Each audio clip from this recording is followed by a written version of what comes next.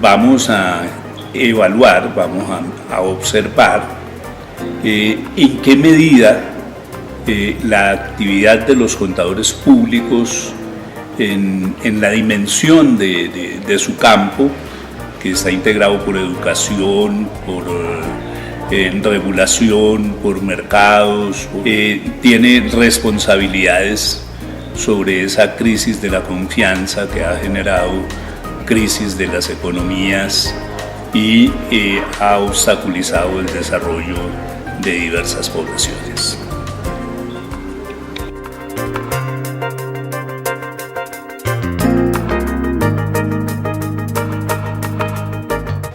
El problema de la confianza.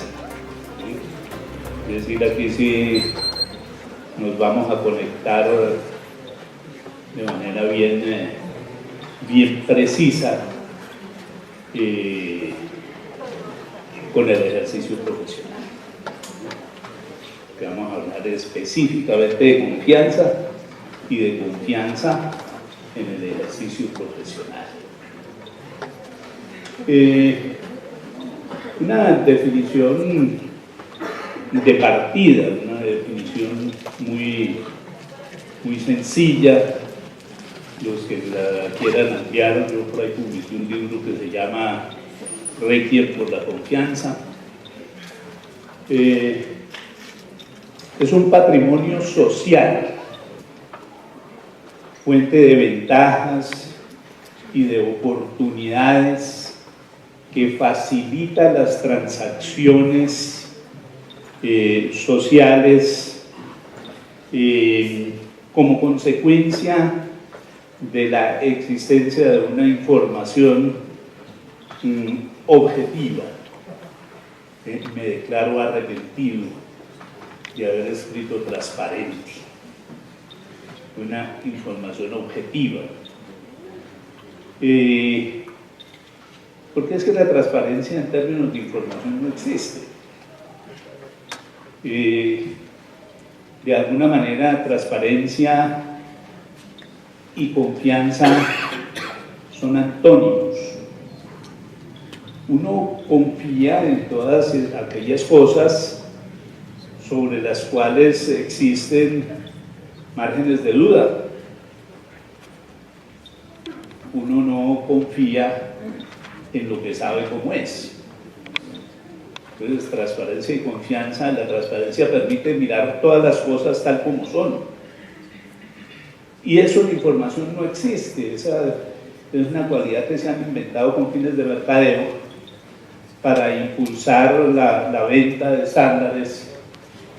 Pero en la información transparente no existe. La transparencia no es recomendable socialmente.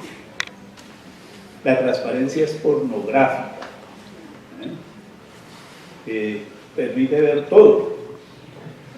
Y cuando se ve todo, se pierde el interés, se pierde la curiosidad, se pierde como la capacidad de actuar por el descubrimiento, y esa no es nuestra vida. Nuestra vida es más la curiosidad, es más el intentar conocer las cosas ocultas, aclarar las dudas. Entonces nosotros debemos hablar más bien de información objetiva que de información transparente. Los contadores públicos construimos confianza, y construimos confianza mediante dos mecanismos fundamentales. El primer mecanismo de construcción de confianza es la simplificación de la complejidad. Es decir, la gente cree, la gente confía en lo que entiende. La gente no cree en lo que no entiende.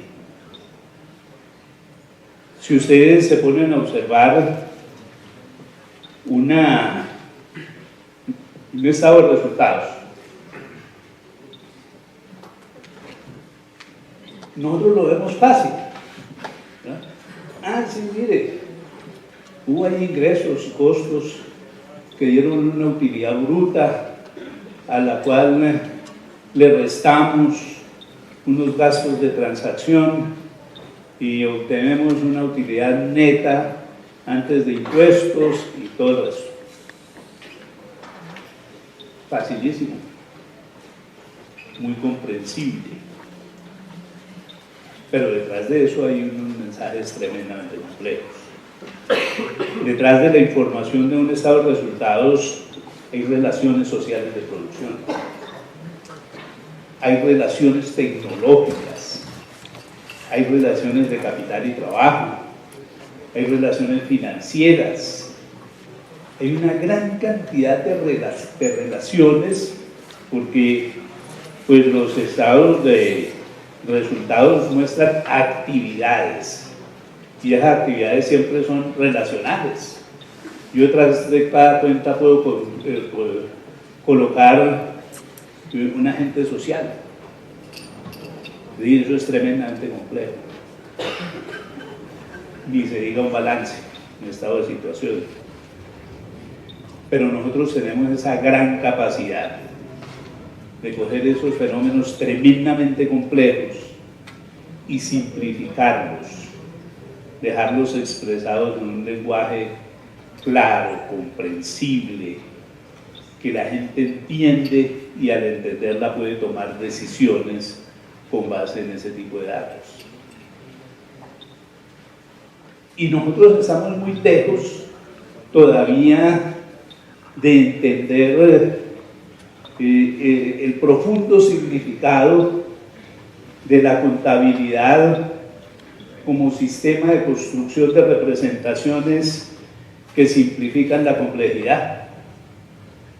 En algunas reuniones, en algunas discusiones sobre el ejercicio de la revisoría fiscal, se establecía una profunda discusión acerca de la función de los revisores fiscales de controlar la calidad. Y los profesionales de la contabilidad que estaban allí decían, no, pero eso es imposible. Es que eso nosotros no somos químicos ni físicos para saber si un producto satisface los elementos de la calidad que debe cumplir. Eso es una limitación en la concepción de la contabilidad. Si yo cojo un estado de costo de producción y analizo el costo de producción, yo a través del costo de producción conozco cuáles fueron los elementos que se incorporaron en la producción de un artículo, a través de la información contable. Pero tengo que tener claro que es que la contabilidad representa fenómenos sociales simplificando la complejidad. Claro que yo puedo mirar ahí qué le echaron de qué a un producto y contrastarlo con los estándares de producción para saber si eso cumplió con esos estándares de calidad. Esa es una comprensión absolutamente necesaria que nosotros tenemos que tomar de la contabilidad. La contabilidad no es simplemente el problema financiero. La contabilidad construye representaciones sociales, representaciones tecnológicas, muchas otras cosas. Y la otra forma en que nosotros construimos confianza es por el incremento de la credibilidad.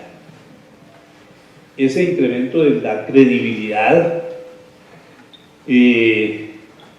emerge en la emisión de dictámenes o atestaciones sobre la información.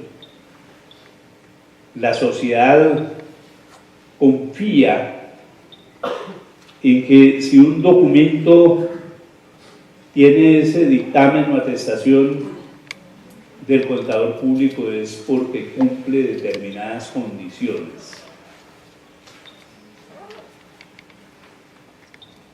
Y esas condiciones pueden ser condiciones determinadas por las reglas de construcción de los informes. Y en algunos casos determinadas por la legislación. Cuando la firma del contador público incorpora la afirmación de que las transacciones allí representadas se realizaron, cumplieron con el ordenamiento jurídico y representan la realidad, entonces avanzamos al nivel de la fe pública, que es una figura jurídica. ¿Sí? Pero desde luego tenemos que aclarar, la fe pública se creó con el fin de darle valor probatorio a unos documentos, probatorio en procesos judiciales. Y lo que hace el sistema judicial es examinar hechos para establecer culpas o inocencias. Y los hechos son del pasado. Yo no puedo dar fe pública con base en pronósticos. Con base en pronósticos puedo construir confianza. Por ejemplo, confianza inversionista. Pero no dar fe pública. Ojo con eso, porque es que es una de las cosas que están en juego dentro del actual proceso de adopción de estándares internacionales de información financiera. Allí lo que se está jugando es la eliminación de la fe pública. Se mantiene la confianza inversionista, pero no la fe pública, y eso tenemos que tenerlo supremamente claro. Desde nuestra perspectiva contable, o desde nuestra perspectiva profesional, ¿cuáles son las causas de la crisis de la confianza? Entonces voy a plantear 4 posibles causas de la crisis de la confianza. Laxitud de las prácticas de auditoría. Ojo que no estoy hablando de revisoría fiscal. Y vayamos dejando claro que revisoría fiscal no es auditoría. Para nada es auditoría. Auditoría y revisoría fiscal no tienen como relaciones de dependencia. No es ni siquiera como algunos han dicho que la auditoría es una herramienta de la revisoría fiscal. No. Auditoría y revisoría fiscal tienen nortes distintos. Son 2 formas distintas de ejercicio profesional. Distintas. Segundo, la flexibilidad de la regulación contable. Ya hemos visto que la actual regulación contable no es regulación, sino es un marco de autorregulación. Tercero, el desvanecimiento de la responsabilidad. Ese sí que nos toca profundamente. Y cuarto, la relativación de la independencia. Entonces vamos a trabajar un rato mirando esas 4 causas de la crisis de la confianza. Empecemos por el problema de la auditoría. La auditoría es un examen, y voy a hablar específicamente de la auditoría financiera. Es un examen de los estados financieros para establecer la razonabilidad de sus contenidos. Claro, uno ahí tiene que empezar a hacerse preguntas que pueden resultar tremendamente complejas y que aparentemente no son complejas. ¿Qué es razonabilidad?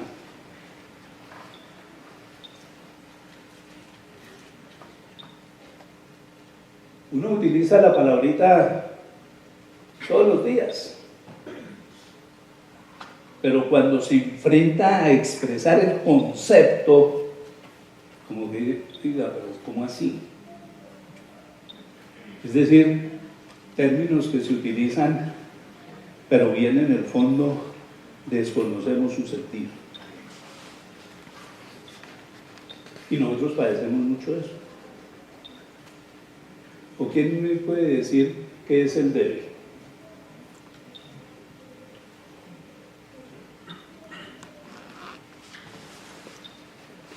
Todos los días lo usamos, ¿no?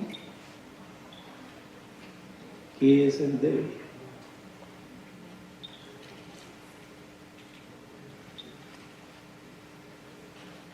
Por ahí me contaron que alguna vez, hacia la época de Navidad, se reunió una familia. Y la época de Navidad siempre une a las familias, ¿no? Y genera unos espacios de intercambio, de alegría, de felicidad, de sueños. Y entonces esta familia decidió que como todos estaban tan bien, porque en la reunión de la familia uno no puede ir a decir que está mal, ¿no? Y como todos estaban tan bien, pues que conformaran una empresa.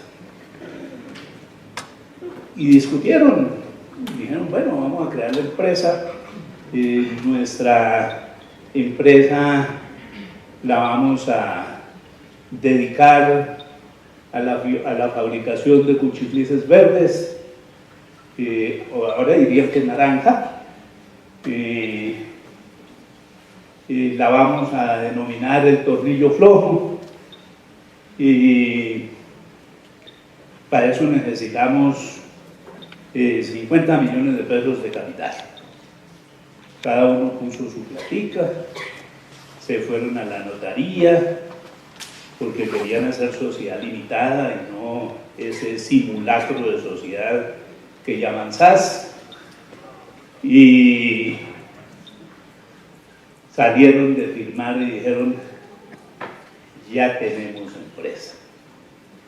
Y uno de los socios les dijo, no, señor, no tenemos empresa. ¿Cómo así? ¿Qué falta? Tenemos la cuenta, tenemos la plata, la escritura, falta el contador. Tenía razón, sin contador no hay empresa. Y entonces me dijeron, listo, vamos a buscar un contador. Se buscaron un contador, un señor ya mayor de edad, y ese señor era un contador tradicional, ¿sí? Hacen su trabajo concentraditos allá, llevando los libros, produciendo los informes, todas esas cosas. Ese señor llevaba 15 años trabajando con esa empresa y al fin habló y le dijo a los socios, no, es que mire, esto ya no es una microempresa, esto ya es una pequeña empresa, esto ha crecido y yo ya solo no alcanzo, yo necesito que me den personal. Y los socios, muy comprensivos, dijeron, sí, tiene toda la razón. Le aumentaron la planta de personal en el 100%, le nombraron un auxiliar. 100% era uno, eran dos.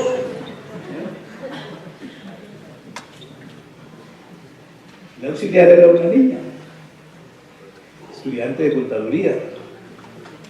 Ella se puso muy feliz.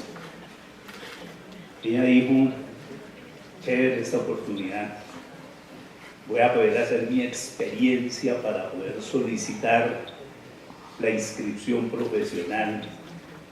No, esto está muy comprometida. tan comprometida que al otro día llegó a las 4 de la mañana. Dijo, voy a organizar esta oficina. Claro, porque eso era una oficina de hombre. ¿Sí? La oficina de hombre no tiene polvo, tiene tierra. ¿Sí?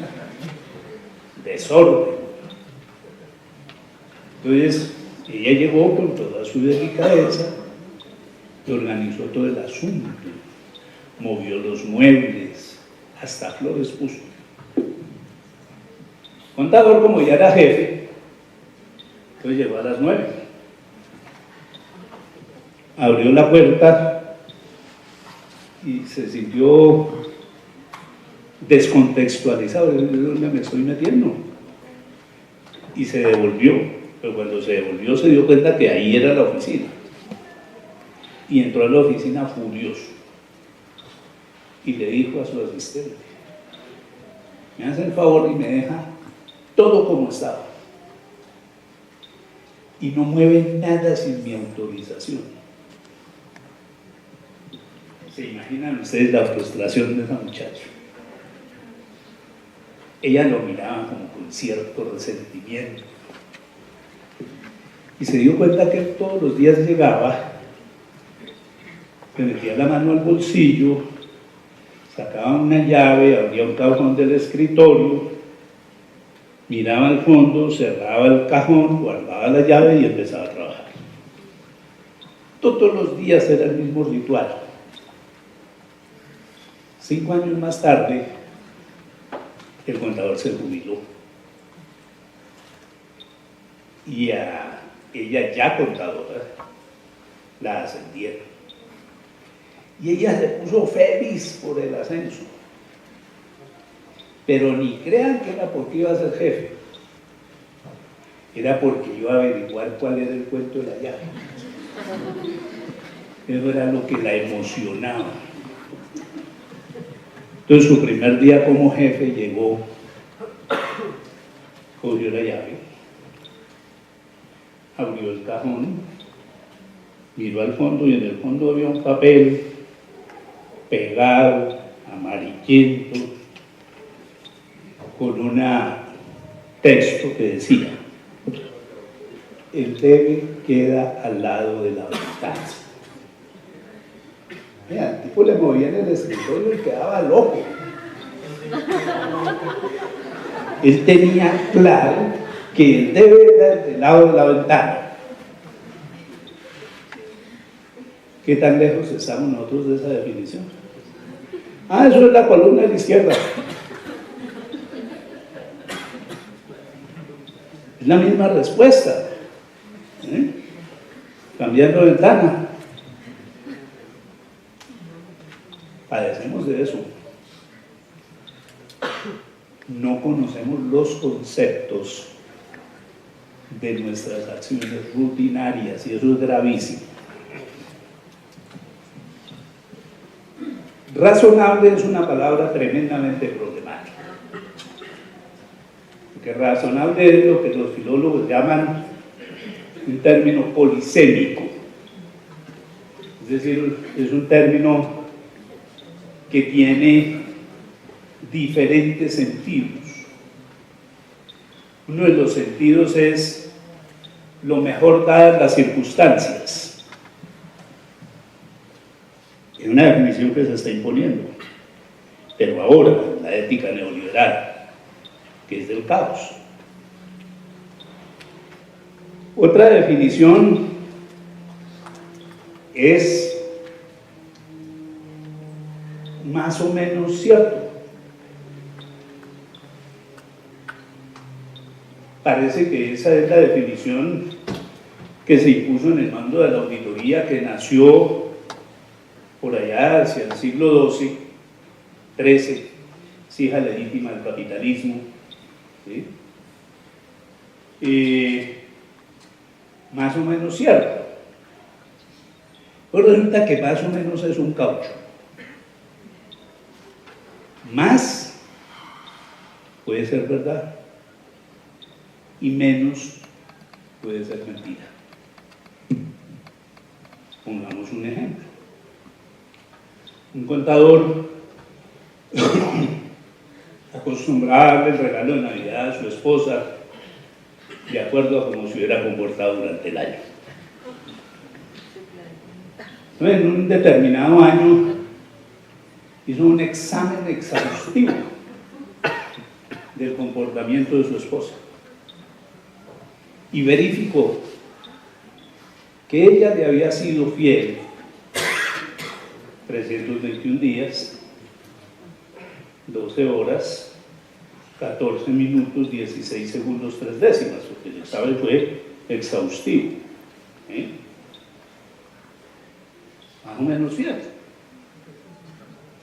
Más que menos. Razonablemente fiel.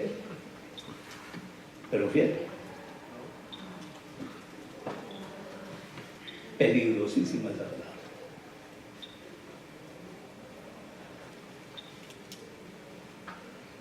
Ahora ha emergido otro significado de lo razonable, que es de acuerdo a normas. Es más o menos el que está en los estándares internacionales de aseguramiento. Y, por ejemplo, en un dictamen, examinados los estados financieros que fueron elaborados de acuerdo con estándares, es coherencia con normas.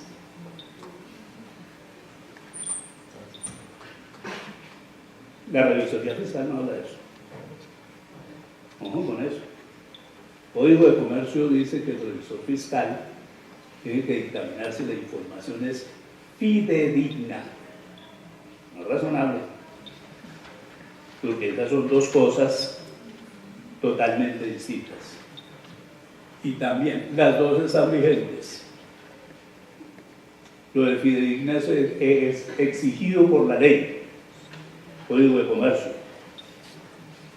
Lo de razonable por los estándares internacionales de aseguramiento. Entonces nos pone en una situación muy difícil, ¿no? Como a Papa Francisco, el argentino de allá del Vaticano, ¿no? ¿Violamos una o violamos la otra? Pues no se puede pasar ni. Es uno de los grandes dilemas a que tenemos que enfrentarnos en nuestro ejercicio profesional y que ustedes van a tener que definir a dónde van a coger, ¿sí? Y por supuesto escoger cuáles son las bases sobre las cuales van a fundamentar su decisión, porque es que aquí la ley nos está haciendo dos exigencias contrarias sobre un mismo asunto. ¿Qué le hacemos ahí?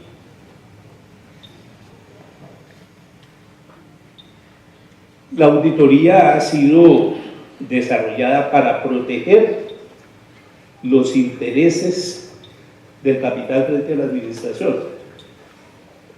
Eso es lo que dicen todos los textos de filosofía de la auditoría, aunque yo ya no lo creo. Yo creo que en las actuales condiciones del desarrollo de la economía, Marx debe estar arrepentido de sus planteamientos de las relaciones de capital y trabajo, cuando él decía que la gran explotación que se daba en la vida, en la actividad económica, era la explotación del trabajo por parte del capital a través de la plusvalía. El capital era el malo. Yo creo que ahora la información determina que es la defensa de la administración frente al capital. Y el capital ya no es el verdugo, el capital es la víctima. ¿O quiénes son los que han perdido plata en todas estas crisis? No los administradores, los capitalistas. Son reflexiones que tenemos que hacer.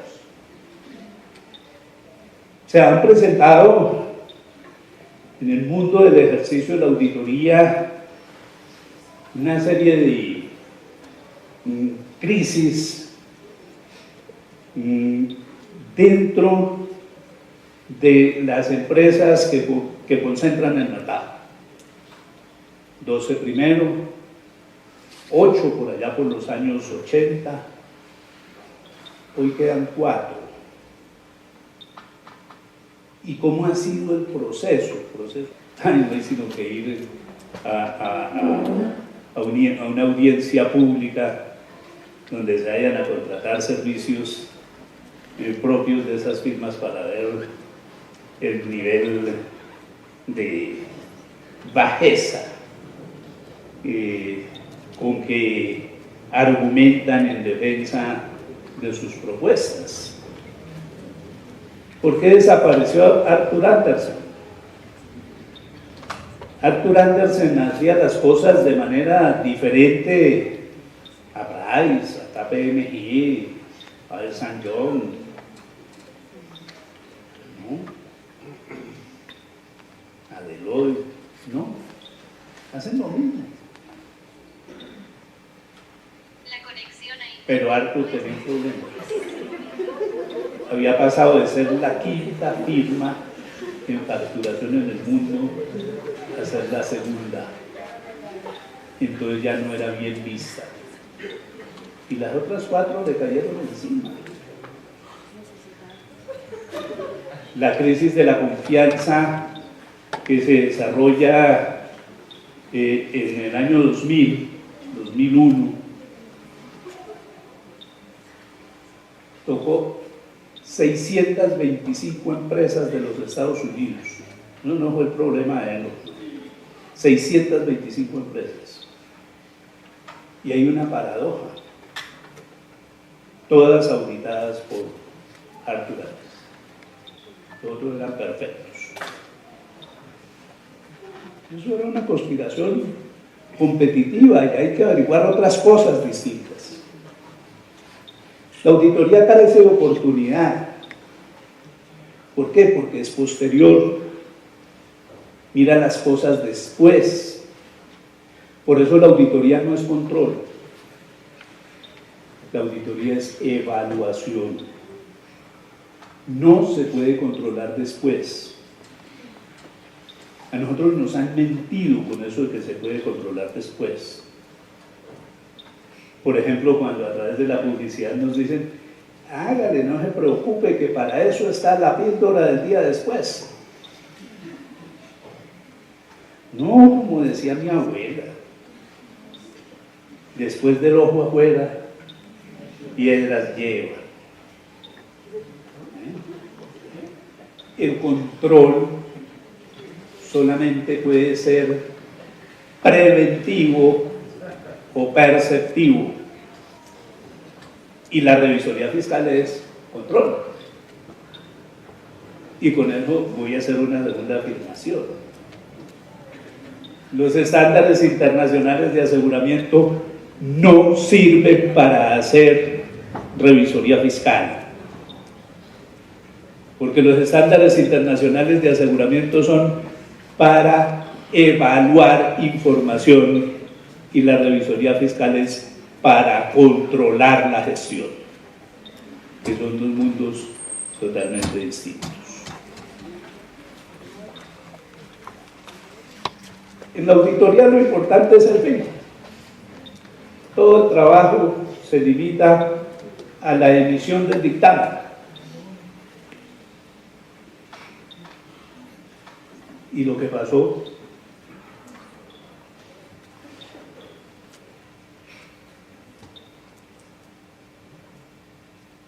¿por qué no miran las transacciones,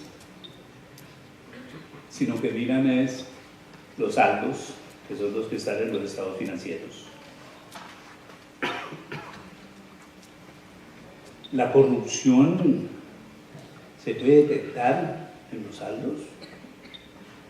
¿O la corrupción hay que detectarla en las transacciones? Ojo. La auditoría no sirve para prevenir fraudes, ni para detectarlos, solamente para lamentarlos. Y en ese sentido surge una nueva contradicción con la revisoría fiscal. La auditoría, me refiero a la financiera, se reduce a lo financiero. Se reduce a lo financiero, a los flujos de dinero. El control es integral. Actúa sobre toda la gestión.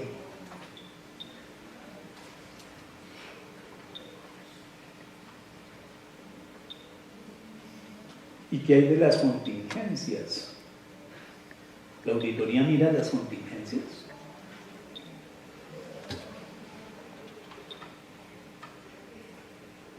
Si no están en los estados financieros, pues no las mira.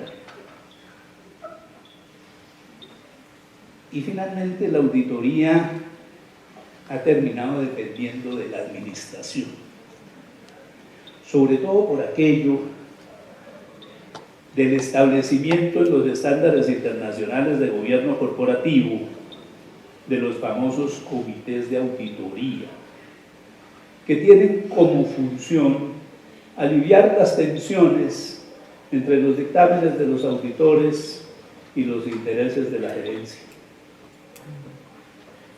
Esos son problemas relacionados con esa laxitud de la auditoría.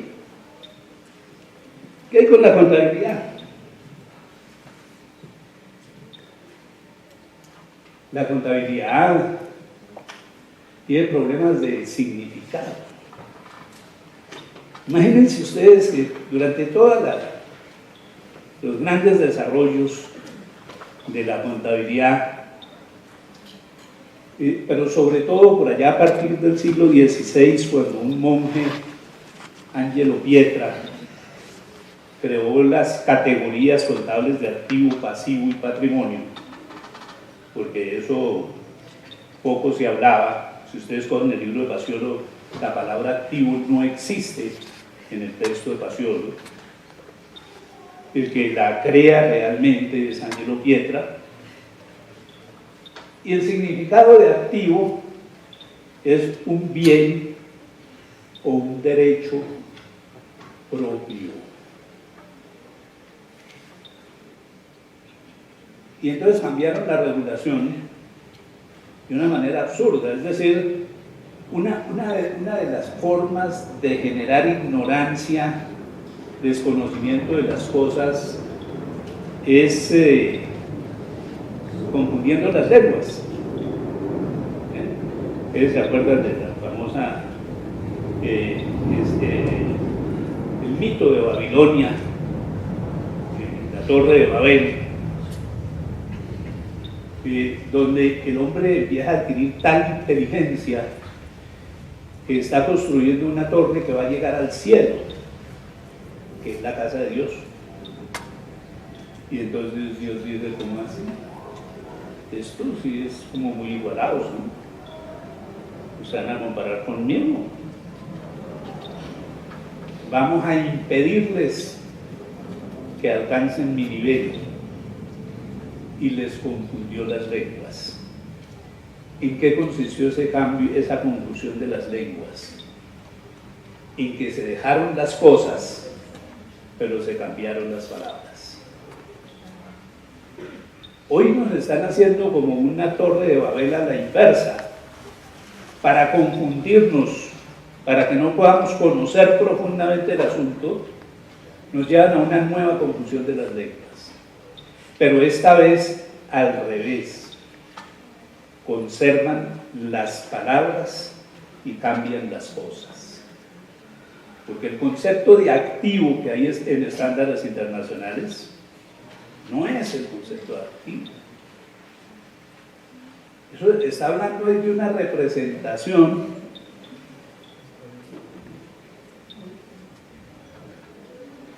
de algo que está controlado y que permite obtener beneficios económicos futuros. No tiene nada que ver con la propiedad.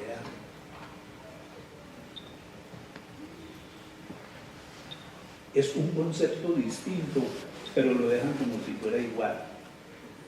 Y eso en contabilidad nos está creando serias confusiones en la comprensión de los discursos contables. Son muy serias confusiones. se crean nuevas teorías del valor, muchas que giran alrededor del valor razonable, que llegaron y nos dijeron que eran el último desarrollo del pensamiento contable. ¿Cómo se escribe valor razonable en inglés? ¿Ah? Fair value. Cuando ustedes cogen y se leen un libro nuevecito, La ética de Nicómaco, de Aristóteles. Aristóteles creó el concepto de fair value para adelantar una discusión entre la economía y la prematística. Supremamente viejo. Santo Tomás en la Suma tiene una disquisición supremamente extensa sobre el tema. Y hasta Paciolo, el franciscano, que publicó el primer libro impreso de contabilidad, impreso de tipos móviles, cuando yo les dijo, miren, cuando vaya a reconocer sus existencias, háganlo como para sus bienes, reconózcalo por el valor corriente y algo más para que se vea el éxito del negocio. Si su valor corriente es 20, reconócelo por 24. ¿Sabían cómo nos había enseñado a mentir Paciolo? Hay que leerlos allá críticamente. El problema es las intangibilidades, que tiene dos grandes problemas de contabilidad. No reconozcan los intangibles que no hayan sido comprados o construidos. Esos ignórenlos. Pero en el fondo cree en intangibles al pensar que hay una serie de factores del mercado que hacen que el valor de los bienes es en lo que se podría vender. Hay una gran flexibilización del tiempo. La contabilidad se ha reducido a un solo tiempo, el presente. Nos olvidamos del pasado al sustituir el costo histórico. Parece ser que nos fuimos al futuro en lo que podría vender, pronóstico, pero lo descontamos al presente. Hay un problema supremamente complicado y finalmente en la práctica desapareció la asociación de ingresos con sus gastos.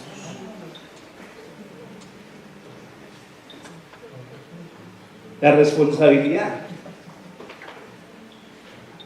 Hay una evasión de la responsabilidad por estructura, por ejemplo, de los impuestos. ¿Cómo es? He examinado los estados financieros que son responsabilidad de la administración. Yo los voy a examinar, todos los responsabilidad misma. Eso en revisoría fiscal no cabe, porque acuérdense que los revisores fiscales tienen la función de impartir instrucciones para que la contabilidad se lleve regularmente. Y los estados financieros se sacan fielmente de los libros de contabilidad. Por eso el discurso de la revisoría fiscal no cabe. O tratan de limitar la responsabilidad a través del contrato. Ojo. Las funciones de los revisores fiscales no se pueden contratar, están establecidas en la ley. Las funciones de los revisores fiscales son legales, las de la auditoría sí son contractuales. El desvanecimiento semántico. Yo no dije que esto era verdadero, yo dije fue que era razonable.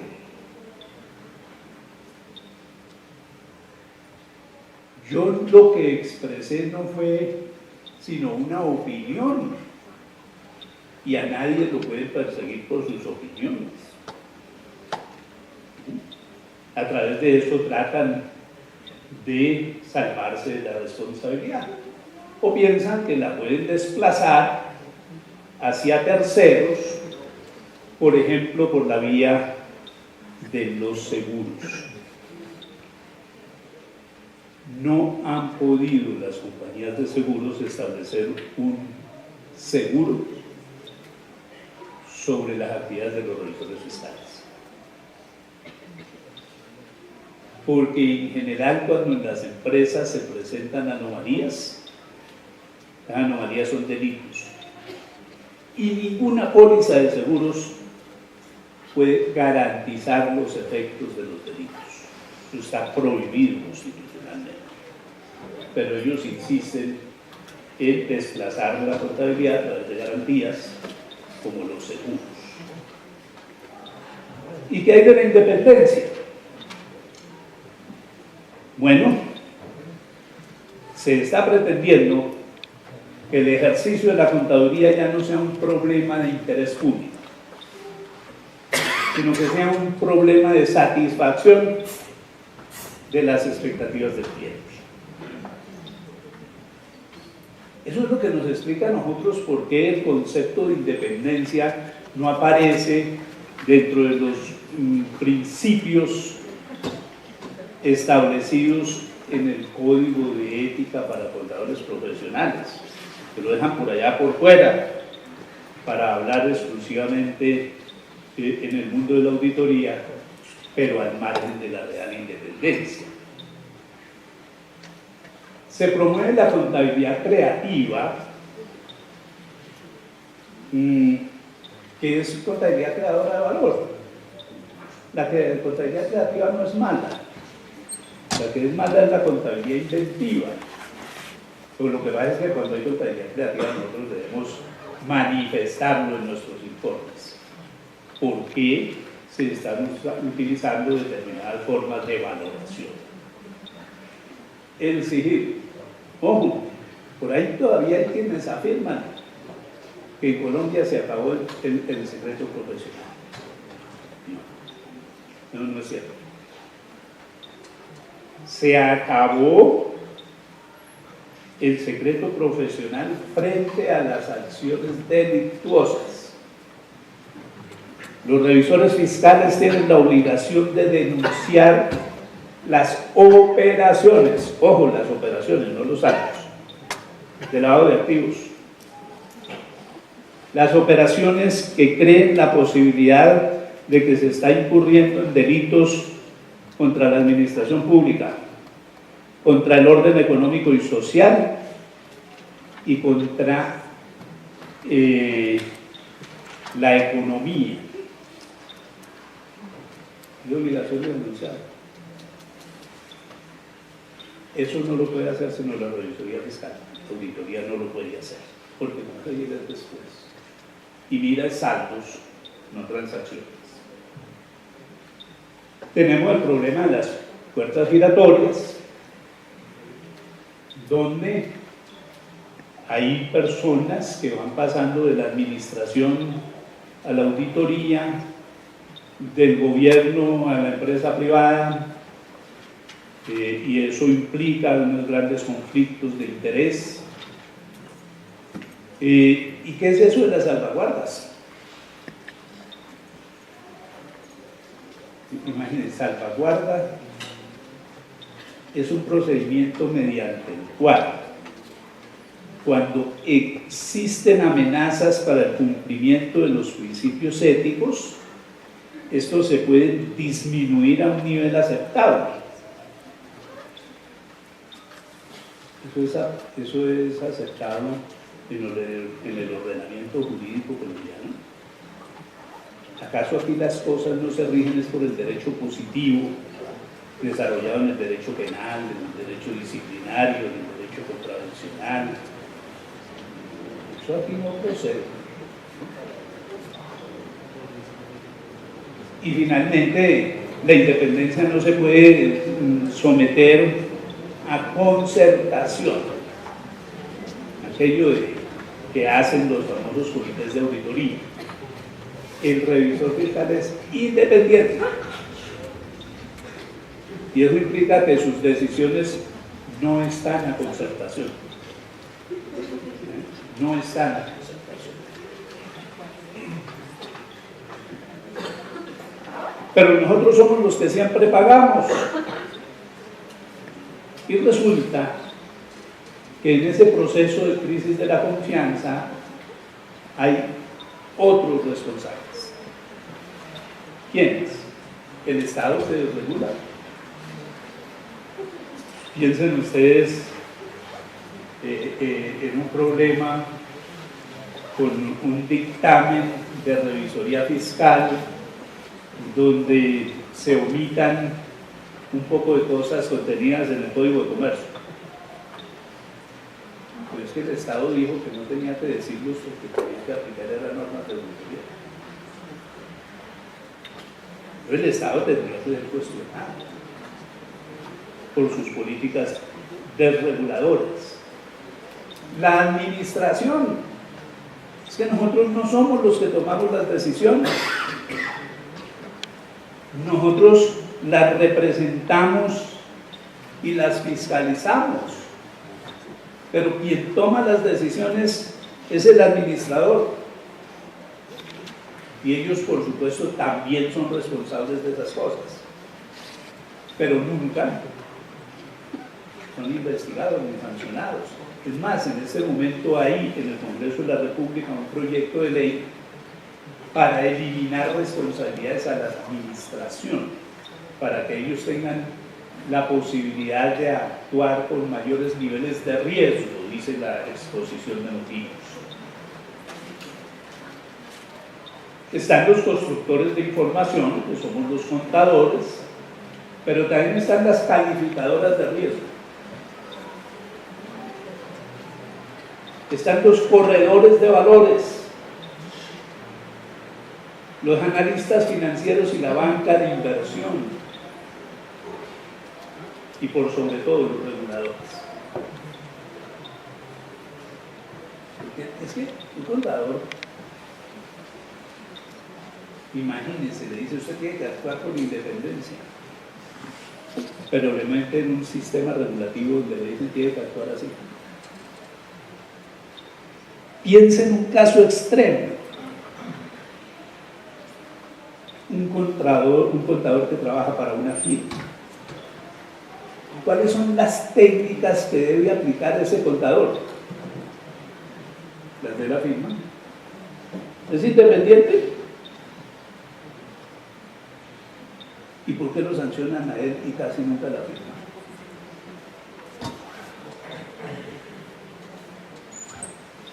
Ahí tenemos nosotros una gran cantidad de factores de análisis que tenemos que pensar rigurosamente en nuestro ejercicio profesional.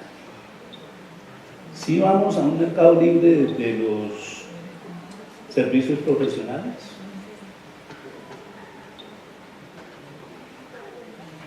¿hay administración de manos libres? Las empresas se volvieron ciudadanos corporativos, sujetos de derechos, pero de pocas obligaciones. La libertad corporativa no puede ser responsabilizada por la crisis. ¿Qué vamos a hacer nosotros en términos de ejercicio profesional con regulaciones paralelas? Estándares internacionales de información financiera, en los famosos marcos técnicos, contabilidad forense de acuerdo a la regulación del Código de Comercio. Estándares internacionales de aseguramiento de la información de acuerdo a los nuevos marcos, o fiscalización de la administración, que es el enfoque desarrollado en el Código de Comercio. Esa regulación contradictoria genera un espacio de anomia. La concurrencia de normas obligatorias, contradictorias sobre un mismo asunto, genera la mutua eliminación de las normas y nos deja en un mundo de anomia. Son cosas que quedan ahí para la reflexión. Entonces, uno de los estándares éticos es cumplir las disposiciones